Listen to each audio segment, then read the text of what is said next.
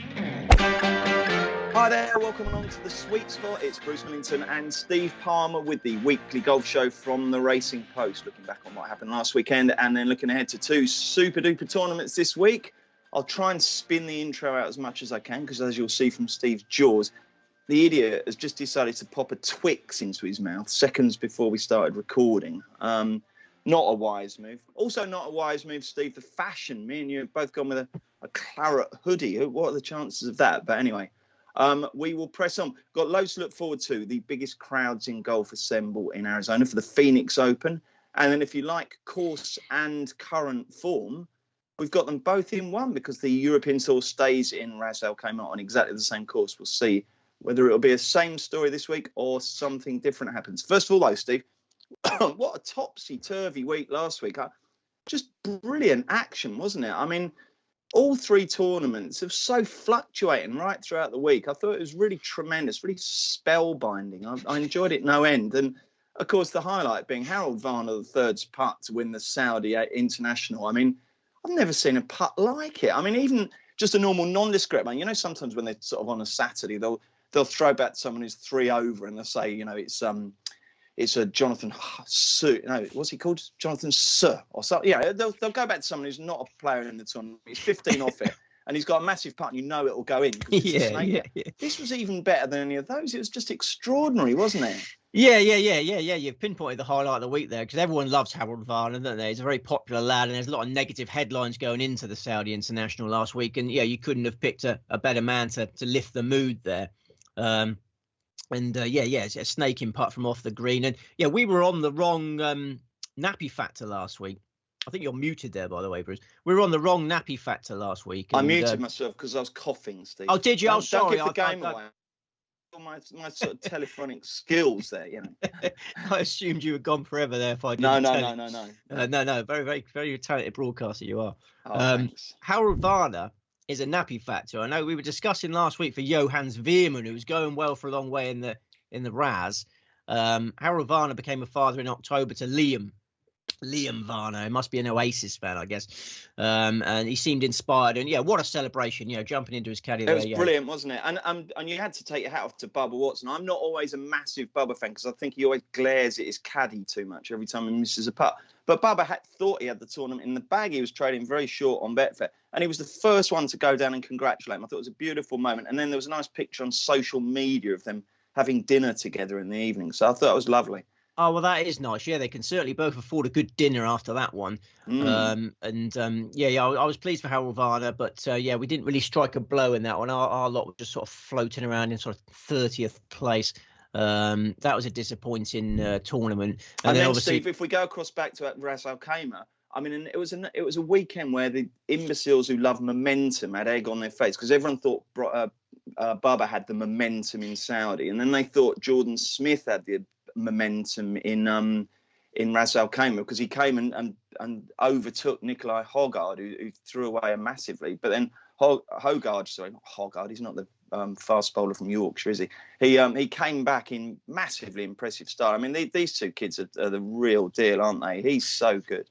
Yeah, what a player. Yeah, I think it's Hogar and Nikolai Hogar, one of our commentors. We're getting a lot of comments everywhere. One of our commentors said it's Nikolai Hoigar. You got to Hoy, that's what it is. Because if you know the Tottenham player, it's Højbjerg, isn't it? I think it's the same kind of construction to the first part of his sentence. So perhaps it's Højgaard. But anyway, Højgaard, yeah, and really, what a player! Yeah, explosive talent. You know, clearly a champion's mentality. As you say, lost his lead, went 2 shots behind, and then delivered a magnificent eagle, his second eagle of the round, romped home by 4 shots in the end. That's 2 wins by the age of 20. He's 1 behind his twin brother, but probably not for long. Yeah, so they're not 21 yet, Stephen. Between them, they've won 5 tour events. That's extraordinary. I mean, surely we just back them blind every week now, don't we? And I wouldn't put you off. I mean, Rasmus was thumping his drives last week. You know, traditionally Nikolai's been the longer driver. Last week, Rasmus Højgaard topped the driving distance stats. Rasmus Højgaard seems to have found some extra yardage. He was more than 30 yards longer than the field average last week, Rasmus Højgaard. Nikolai finished 3rd in that statistic and took the trophy. They're amazing. So we had 66-1 Varner, we had 33-1 Højgaard, and then in America, Tom Hoge at 66-1 won at Pebble Beach. Good win for him. I must admit, Steve, lately I've been getting really, I get confused all the time. I'm getting old, getting senile. But you've got Homer, Haggy, and Hoagie. I'm sort of finding it all a bit, and with the Hoygards as well, I'm finding it all a bit H and G. It's all a bit confusing. Yeah. But Tom Hoagie, rather like Luke List before, maiden win, got it done. So, nice effort. Was he findable? He played well in the Amex, didn't he? Yeah, he was runner up there a couple of weeks prior. So yeah, he was findable. I'm not a big Hoagie fan. I mean, you mentioned Luke List. The similarities are there. They both need about 200 odd starts to get off the mark there. Hoagie's a 32-year-old. You know, he's taken him ages to get going, but he took his chance really well, didn't he? I thought it was amusing the way, yeah, the commentary team in America just gifted Jordan Spieth the trophy from a long way out, didn't they? Yeah, all this talk about Jordan Spieth's virtually won, and they obviously haven't watched many golf tournaments because they seem stunned that Jordan didn't win that, and Spieth was poor over those closing holes. He was one over par for the last. He's not the machine he was by any means, is he? It's all very well in getting in contention. He may well win very soon, but you can't. He's not like sometimes one of those elite players getting contention. They just go and get it done, don't they? He's not the same player anymore, is he?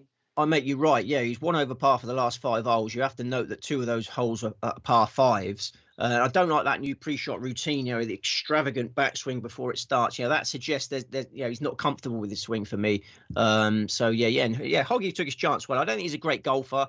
I wouldn't get too carried away. His approach play is normally pretty good, and that helped him last week. I don't see him winning big tournaments. That was a rubbish tournament last week. You had Daniel Berger and Will Zalatoris pulled out before it started.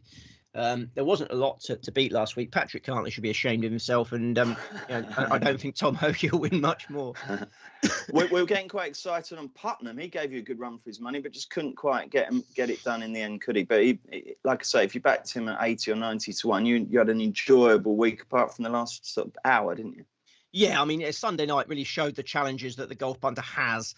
Putnam tied for the lead going into the final round. Patrick Cantley only 1 shot behind. Both birdied the first hole. Cantley was 3 under par through the first 6 holes, everything going rosy. And then 2 hours later, I'm actively cheering against Patrick Cantley because I want him to drop out the places so Andrew Putnam can get in the places, because I backed him with Bet365 5 places. So Cantley birdied the 72nd hole to knock Putnam out of the top 5. Putnam then narrowly missed his birdie part of the last. This is the game we're in. It's a peculiar game, and it's not for the faint-hearted. We're trying to stay serene, aren't we? Sometimes golf betting, it's not a natural bedfellow with serenity, is it? I think that's a fair comment. But you've got to try and work through it. They're not natural bedfellows. I reckon the key is not to have too much on, Steve. If you have too much on, it's going to stress you out. If you don't, it won't. That's got to be the logical. And don't get your hopes up is the other one. No. Because my wife's always banging on about don't get your hopes up. You are hopelessly optimistic. You're ludicrously optimistic. I mean, the amount of times I'll say to you, Christ, a lot of golf to be played, and you're like, no, he's won it. It's all sorted now. You're like, how can you possibly say that? You've been watching this for all your life, and you know what happens, and yet you still just get so confident, don't you? You must manage your expectations. It's just the prolonged nature of it as well. You have that hope injected in your vein for 4 days. That's 100 hours of hope going in, and then it can come down to the final seconds. Nearly midnight on Sunday night, the final seconds of that tournament decided whether I was going to win or lose that week. So, we're positive, we're serene. Good lad. Any other golfers catch your eye, either in a positive or negative fashion last week? It's a good question. I mean, Johannes Veerman played well for a long way until the double bogey on Sunday. Opened with a double bogey on Sunday, set the tone for that disappointing Sunday that we had. But Johannes Veerman hasn't played much, and he looks good when he does play. I think when he comes back from his parenting duties, he'd be one to follow. Okay, well, as we always love to say on the show, we like to get your comments on the YouTube feed. So if you hit that thumbs up and then tell us who you fancy. Last week, Steve Reardon wins the best tip of the week. He put Adrian House up each way at 80, so he got the full place there. So well done to him. I think someone else came quite close, but no one actually nailed any of the big winners. So keep trying, keep letting us know who you fancy in the comment section. We'll move on to this week. Unless have you got something else? While we're on the commentors section, I must thank Mick Lenahan. Mick Lenahan gave me some gout advice, reminded me that I need to get on the cherries, and I had some good cherries. I'm getting stuck into the cherries. And oh, really? Cherries are good for gout, are they? We both look like cherries today, actually. Don't yeah, we do. yeah. They're really going to defeat the gout with these outfits. So yeah, they're a massively underrated fruit, aren't they? The cherries. Yeah, I actually enjoyed eating them. Enjoyed eating them. I only ate them for Dr. Mick's medical advice there, but they're quite nice, aren't they? Are they doing anything for the gout? Yeah, I think so. Yeah. Where does the gout affect you? Left foot. Well, toes in my left foot, and then my right knee. So yeah, you end up sort of walking around like a penguin sort of thing. Oh my goodness, I don't fancy that. I feel for you, Steve. My heart goes out to you. Don't you worry, son. Dr. Mick solved it for me. Okay, fair enough. Right then, we look ahead to this week. I think we should. We've got two attractive golf tournaments. Okay, and you want to start with what I would term the lesser one. It's the Ras Alchemic Classic, because you're such a stickler for chronology, aren't you? You want to go with the one that tees off first. So this one starts in the early hours of Thursday morning. It's the Ras Alchemy Classic. It's at exactly the same venue as last week's tournament, and we've got a very similar field. Let's have a little look at the market. Nikolai Hogard, 14-1. Jordan Smith, 16-1. So last week's 1 and 2 are 1 and 2 in the betting. Robert McIntyre's 25s, along with Thomas Detry and Adrianaus. Rasmus Hogard is 28s. I thought Rasmus Hogard was playing in something today. Is there something called the Hero Challenge or something? Yeah, there's a little knockabout pairs, 18-hole pairs event. Yeah, rather than the Pro-Am, they're messing around with that. Yeah, the Hogards are playing together. Oh, okay, so they're both in action. Adrian Moronk is 28s, Langasque 33s, and 35 Cabrero, Bello, and others. So it's pretty much the same sort of field as last week, Steve. We'll see whether you think there'll be a similar outcome. How many selections have you got in this one? 4. Oh, that was feeble. I do apologise. The Twix has really lodged itself in there, and I'm desperately trying to find a way to... That was a ludicrous choice of pre-broadcast snack. I mean, chocolate is a massive no-no. It just sort of, it furs up your throat, and it makes you kind of, I thought I needed it for energy levels. Energy levels have been low since the Pebble Beach Pro-Am. So I thought I'd pop a Twix in before to provide that energy required for a podcast, and it's backfired spectacularly. Are you still off the cola? Yeah, I could murder one still, but yeah, I've done really well. This year. Yeah. Good man. No, water's much better. You can't go wrong with water. I must say, Steve, if I played with you and you hit a wayward tee shot and you shouted or you murmured 4 like that, I wouldn't have been impressed. No, I apologise. I'll try my spunk back next week. Okay, matey. Who's the headline selection? Well, yeah, I suppose no point talking about the course. Was it the same one everyone knows about? Is that the way you feel? Well, you could give us a little reminder. No, I'll tell you what you should do. You should tell us anything you learned from watching the golf last week. Is there anything that surprised you, or did you like it? Yeah. I suppose there is, because we thought there were 2 drivable par 4s, and there's 3, because these young bucks these days can propel it such distances. So I'd say there's 3 drivable par 4s now, because we saw Nikolai Hogard banging it on the first there. So you got 7,325 yards, 4 par 5s, 3 reachable par 4s for the big guns. So, and we've got a week's worth of evidence now, so I suppose we should talk a bit more about because who is it suiting? It is suiting powerhouses, aggressive powerhouses who drive the ball long way. And I mean, this is a gift, really. It's a gift given what we've seen. Okay, right then, on we go with your headline selection. Gift wrapped. And the headline selection is the aforementioned Nikolai Hogard. I can't believe we're getting 14-1. I think he'd easily double up. I assumed he would be an unbackable price this week. I didn't think I'd be tipping Nikolai Hogard. He found his A game in such spectacular fashion last week. This tournament is weaker than last week's. Bernd Wiesberger's gone. Johannes Veerman's gone. Danny Willett's gone.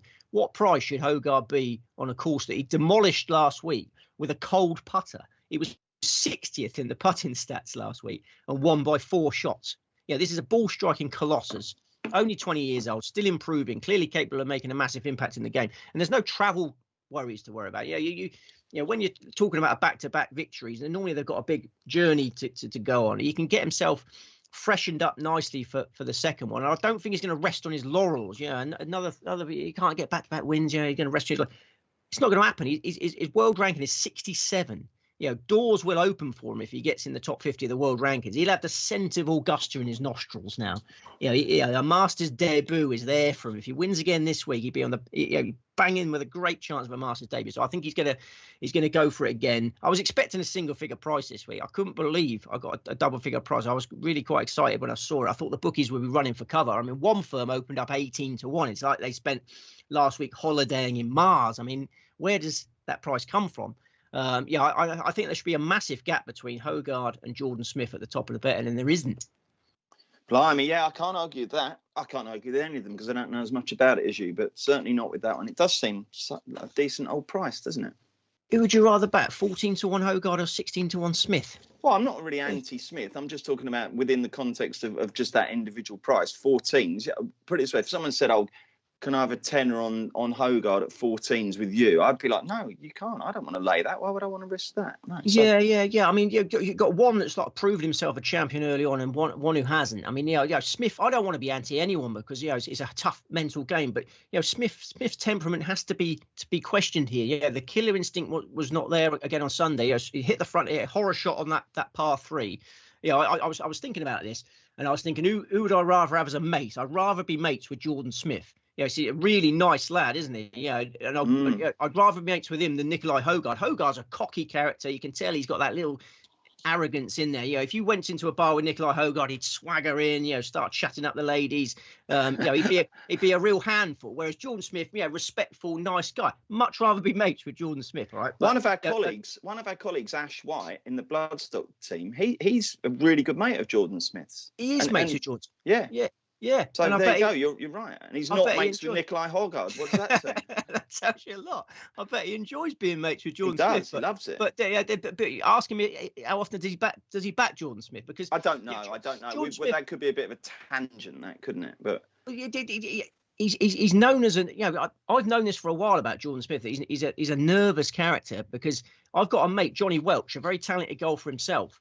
And he used to play against Jordan Smith at county level because he's a Bath lad, isn't he, Jordan Smith? Somewhere down that way. Yeah. And I've had a mate who's played for Dorset against him, and he always he fancied his chances in match play, beat him in match play, and their lives have obviously gone on different paths. And I feel for my mate because he watches Jordan Smith picking up these big checks, and my mate works looks after disabled kids, getting a scandalously low wage work looking after disabled kids. It must be hard for him to watch that. But he said to me, back then, they all respected the ball striking ability of Jordan Smith, but the temperament was questionable. And I think that's panning out in the professional ranks. Good insight. Okay, Nikolai Hogard is the headline. You've got 3 others. Who's the main danger, do you think? Next best, broken record, I suppose, but it's pretty inevitable given the circumstances. He's going to go for Julian Brunn again. We were on Julian Brunn last week. He can get 50 to 1 this week. I'm keeping the faith. He did all right last week. You remember that stat we were talking about last week? He's now extended that. He's had a top 25 finish in his last 13 tournaments. A victory on the Challenge Tour in that run. He tied second in the Challenge Tour Grand Final in November. He finished 13th last week, 4 under par rounds. He seems to have settled really nicely on the DP World Tour. He turns 30 in April, and I think he's got a massive future. Yeah, keep the Brunn in the oven. We could be enjoying some puddings on Sunday. Who else are you tipping? And again, we're keeping faith with both our Frenchmen from last week. Romain Langasque. This is the same assignment. Why don't we can just cut and paste last week's preview, can't we? Send the same page again with slightly different price spots. Yeah. Well, I'm expecting a more positive result for Langasque. He had a couple of disaster holes last week. The most damaging was a snowman at the 3rd hole in round 2. He was actually only 23 yards from the pin in 2 shots at a par 5 and made a snowman. Calamity from there, pitched into the water. But he made 7 birdies and 9 pars in that round. His second round was excellent, apart from the snowman. Missed the cut by a shot. He had one of those weeks where the putter wasn't cooperating, nothing dropped. But I'm not going to give up on the Langasque putter. The week before that, he was 14th in the Dubai Desert Classic putting stats. So he can putt well. Last week, he was the 3rd best driver in the tournament, despite missing the cut. His driving's been fantastic. He finished 12th in Abu Dhabi, 18th in Dubai, 6th and 4th in his 2 Challenge Tour spins at Al Hamra. Let's remain a Romain supporter. Okay. Righty-ho. And finally, who have we got? Finally, we've got gorgeous George Casilla. Carefree character, likes his surfing, likes his Liverpool FC, likes enjoying himself off the course. I like to catch Gorgeous George when he's in a groove. He's no Vijay Singh. He doesn't like the practice ground, but he can't help but be in a groove at the moment because this is his 4th event on the spin. He was rusty in the 2 Rolex Series events. He struck his ball really well last week, though. 27th place in the Raz. He's got the game for Al Hamra, great desert record. In the past, he's contended in Qatar, Abu Dhabi, Dubai, and much better fields than this one. He's won 5 European Tour titles, 70 to 1. Yeah, really lively outsider for me, George Casilla. Okay, let's get the prices of the other guys. So Hogarth's 14s, Langaski's 33, Bruin is 50 and 70. The other. One golfer I wanted to ask you about, Steve. It looks like he's making a bit of a resurgence after a horrible spell in the doldrums. Is Haotong Li? Yeah. Into calculations at all this week? He didn't. No. I want to see a little bit more. I mean, he's wearing glasses now, isn't he? I mean, there's a couple of players that have popped up wearing glasses this year that have surprised me. I don't know why. Glasses factor. Yeah, I don't know why I find it so off-putting, but I just think that it can't be helpful. You know, I don't know. Surely it is helpful. It helps them to see better. Yeah, but why haven't they had laser eye surgery or contact lenses or something? It just seems a bit cumbersome. Yeah, things can get trapped in there. Who else has just suddenly turned up with glasses? Guido Migliozzi. Was he really? Guido Migliozzi, this Italian stud. But it surprised me. And it's off-putting. And Haotong Li, his driver was all over the show for a while. I just need to see a little bit more. What would you rather they wore, a visor or glasses? You don't like a visored player, do you? I don't like a visor. I mean, I don't want to besmirch glasses wearers because I wore glasses for many a year. And did you? I've never seen you wear glasses. Yeah. I had glasses for reading and whatnot, and then I got the laser eye surgery. So I just think, why can't Haotong Li and Guido Migliozzi with fortunes in the bank have laser eye surgery? I guess there must be something wrong with those eyes. Therefore, I find it off-putting. Okay, fair enough. Right then, let's move across to the Phoenix Open. Always a massive event. Enormous crowds, except for the Sunday afternoon when everyone buggers off to watch the Super Bowl. I suppose we might get an early finish on the Sunday, Steve. They do that sometimes, don't they? I hope so. I could do with one of them. Well, won't you be watching the Super Bowl? No, absolutely not. Unless it's Chicago. If it's Chicago Bears v Miami Dolphins, I'll give it a go. Is it Chicago Bears v Miami Dolphins? No, it's not. It's the Cincinnati Bengals versus the Los Angeles Rams. I don't know about that then. No interest. No, I won't be going for that. Have you got any big anti-post bets going on any of those two? Not at this stage, no. I should be checking out picks wise, see what they fancy. What is a Bengal? Is that a Bengal's a tiger? That is you always used to do that, didn't you? You'd look at the nicknames and see who was superior there, and you'd certainly fancy a Bengal tiger to beat a poor ram, wouldn't you? The ram would have no chance, would he? But unless it had massive horns, like the Bengal might attack and then a horn might go in. I think you'd have to get lucky with the horn, because they're also quite curly, those horns. They're more for rutting than for piercing, I think, aren't they? I was feeding a sheep on Sunday, actually. Oh, what, your mate's farm? Sunday morning. No, I went to a public farm. A petting farm. Petting farm with the children, just to give them a little break from the golf. And we were feeding some sheep. And you're right, they're curly horns. I was really quite concerned when they were feeding pellets to these sheep. Yeah. And they're banging their heads through the fence, really going for it. But really? Yeah. It's a bit scary, isn't it? I remember when we were young, we used to go swimming at the local municipal swimming pool. There used to be a sign saying no heavy petting, but I don't suppose you'd have that at the children's farm. They actually encourage petting, don't they? They do. No, these were hungry sheep. They were really going for it. But back the Bengals, because Bengals obviously are going to defeat Rams. What was your favourite moment at the farm? The wallabies, actually. There was some little baby.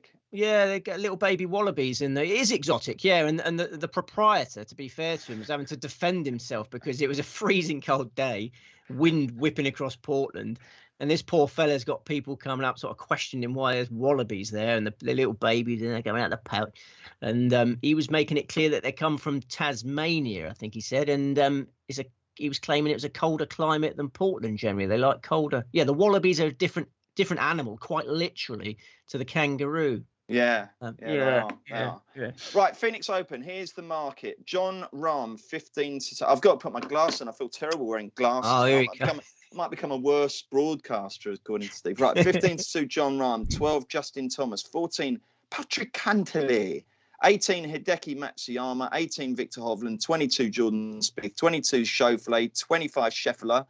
25 Berger, 33 to 1 Bar. In other words, a mustard lineup for a great tournament. Always brilliant fun, this. I do love it at the 16th, the mayhem of the 16th, and then the unpredictability of the 17th. A brilliant tournament. Should we do course lowdown first or selections? I think we should do course lowdown first. TPC Scottsdale, Arizona, 7,261 yards, par 71, only 3 par 5s, but welcoming track, generous fairways, lack of serious trouble, something in the high teens under par will probably win this week. Windless skies, sunny and calm all week. The thunder comes from the stands. They're back to full capacity. We must stress. The COVID ruined it a little bit last year. Hardly anyone there. Back to full capacity. Oh, lovely. How many tips have you got, Steve? 2. No way. Yeah, we got a 4-2 formation this week. Yeah, we've had a lot of players sent off. Wow. You must be confident. I like the top of the market. I could stretch it, but I'd be back in shorties. I want these are my 2 favourites from a very well-respected market at the top there. Who's the headline tip, Steve? The headline tip is Victor Hovland at 18-1. I think 18-1 is a remarkable price. You're talking about a player here that's won 3 of his last 5 tournaments. The second of those wins was against a top-class Hero World Challenge field. The third of those wins was a DP World Tour Rolex Series event. He's up to 3rd in the world rankings as a result. Only 1 player in this field is higher than him in the world rankings, yet there's 4 names above him in the market for this. I assume this is down to his lack of course form. He's played only 1 previous Phoenix Open and he missed the cut, but you have to provide some context to that.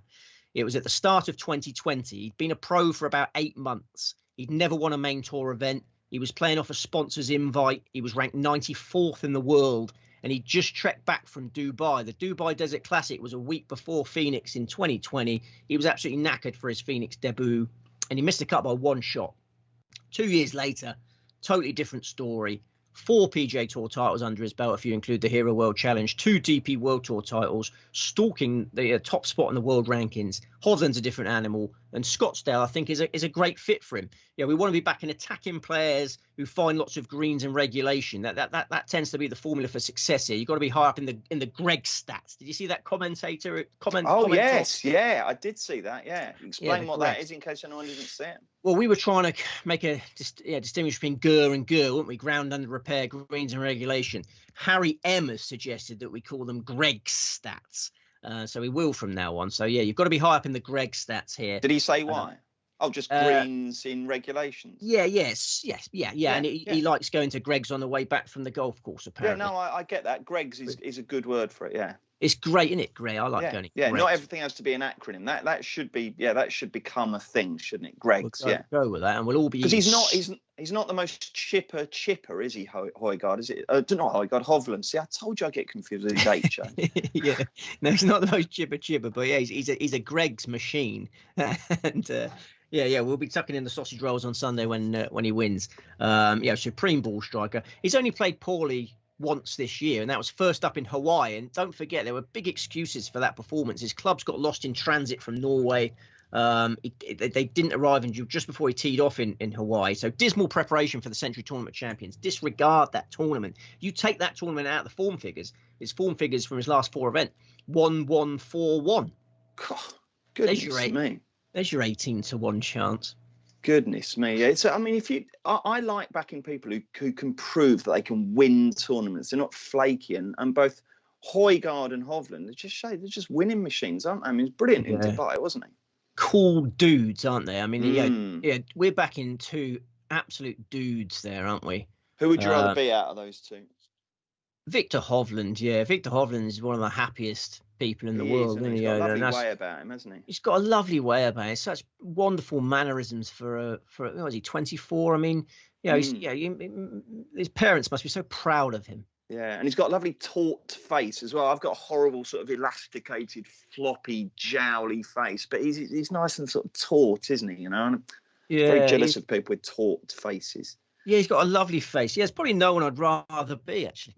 Oh, wow. That's nice. Yeah. Okay, so if Hovland is going to slip up, who's going to take full advantage, do you think? Well, if Hovland does slip up, then don't worry, because Scotty Scheffler will pop in and provide a 28-1 winner for you. The world number 15, the best PGA Tour maiden on the planet. And I think it's worth noting that 5 of the last 6 Phoenix Open champions were inside the top 20 of the world rankings at the time of their victory. Cream has been rising to the top in this event now. I don't know whether the intense atmosphere has something to do with that. The best players can handle this. You've got 200,000 spectators in there. Maybe the best players can handle that atmosphere better than the lesser lights. But if you apply the rule that you have to be inside the top 20 of the world rankings to win this becomes a 15-runner event. I think Hovland and Scheffler are the 2 best value of those 15. Scheffler made a great Ryder Cup debut last year, thrashed Jon Rahm in the Sunday singles. You must remember that. You don't remember that one? He thrashed Ryder Cup Sunday. Oh, we were doing a watch along, weren't we? You're probably a bit too embroiled in that, weren't you?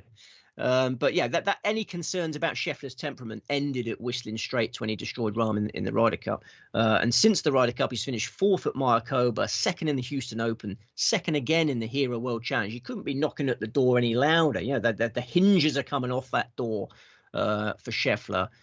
And he started this year nicely, 25th in the Amex, 20th in the Farmers, and he's coming into a hugely suitable assignment. Scheffler made his Phoenix debut the same week as Hovland, and they shot identical scores. Both missed the cut by a shot. But these guys are not rookies anymore.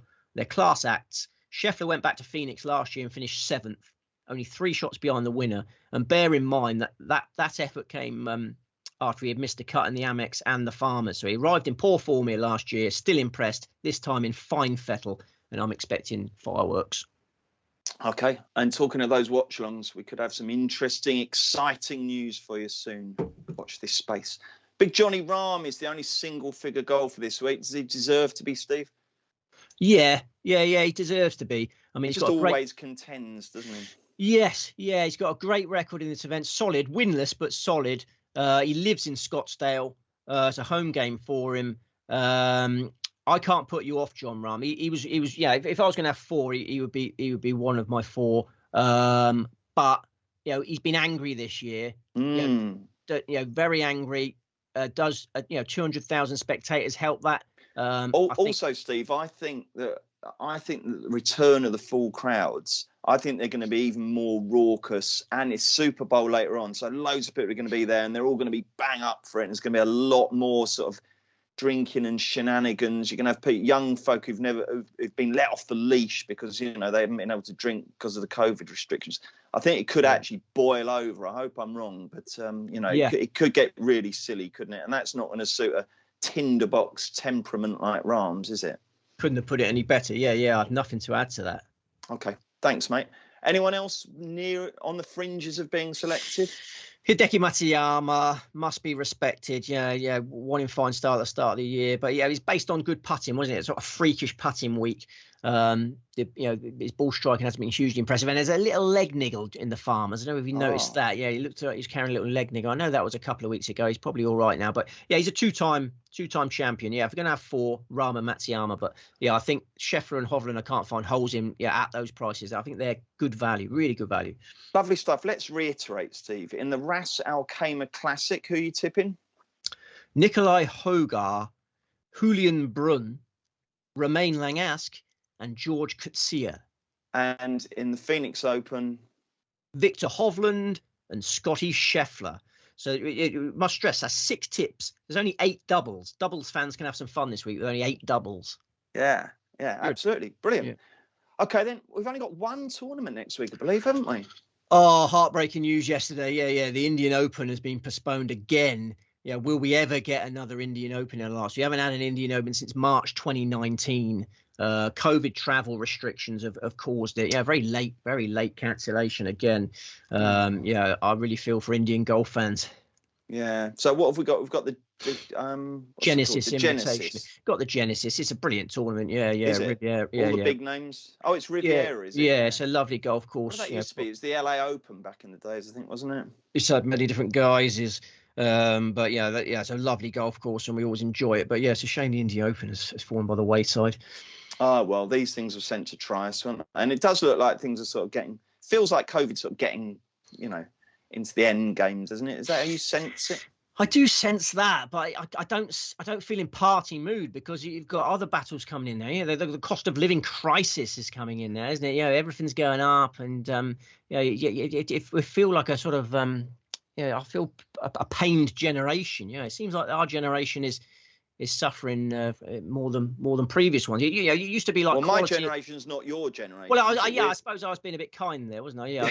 You were. Yeah. Very appreciate it, mate. But sadly, I'm the next generation up. But yeah, I get you. But let's not drag the mood of the broadcast down. We've been quite chipper, haven't we?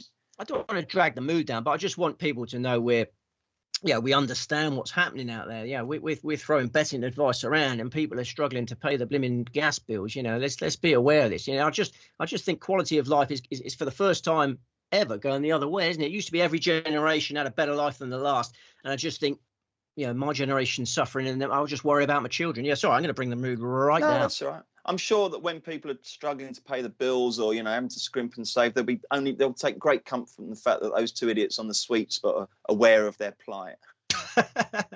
Yeah. But yeah, no, you are right, Steve. You're right. Let's hope that, let's hope everything turns out okay. Should we start on? I apologise for bringing the mood down. Should we end on a high by? Why don't we end on a high by putting our hoodies up? That'd be quite funny, wouldn't it? Not really, because we both got the same ones, and it's remarkable scenes that we've both got the same one. Look at that! What a pair of plonkers. We are, aren't we? You look like the fella out of Star Wars now. Yeah, mine's a bit like a sort of monk. It's Obi-Wan quite a wide sort of aperture here, isn't it? Whereas yours is a bit slimmer. Yeah, I'm a bit Joe. I'm going to put mine back down. Yeah, mine's right, Steve. Well done. Anything exciting lined up between now and next week? I don't think so. No, hibernating with my dressing gown on in the dark. Cost of living crisis. Righty home, misery guts. Good luck with the tips this week. Thank you very much for watching The Sweet Spot. Good luck with your bets. Don't bet with money that you can't afford to lose. And do join us next week for another Sweet Spot.